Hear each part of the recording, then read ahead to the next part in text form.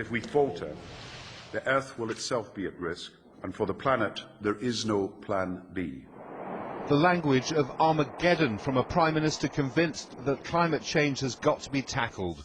As the world's leaders prepare to gather in Copenhagen to take vital decisions on the planet's future, Gordon Brown urged them to act. We should never allow ourselves to lose sight of the catastrophe we face if present warming trends continue.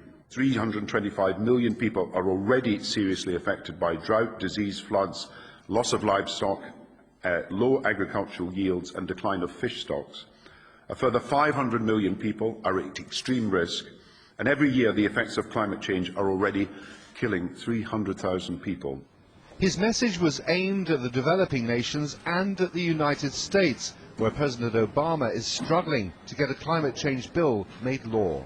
What America does is the key. The world can't solve this problem without America involved, and that means America taking on the same kind of commitments that the rest of the developed world has taken on.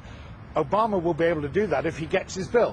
So really the problem is not with Obama so much as with the Senate, and whether the Senate will give him the bill in time for him to take the numbers he needs to take to Copenhagen. The Prime Minister says the heatwave in Europe 6 years ago caused more than 35,000 extra deaths, and summers like that could become normal in Britain within decades.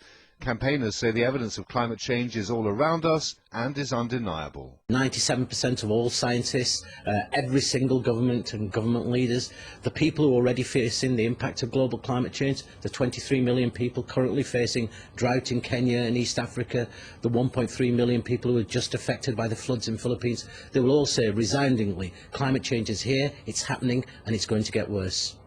Politicians like Gordon Brown know that this issue is not only about preventing ecological disaster, it's also about preventing the economic disaster that would accompany further damage to the planet, and about safeguarding future prosperity. Glenn O'Glaser, Sky News, Westminster.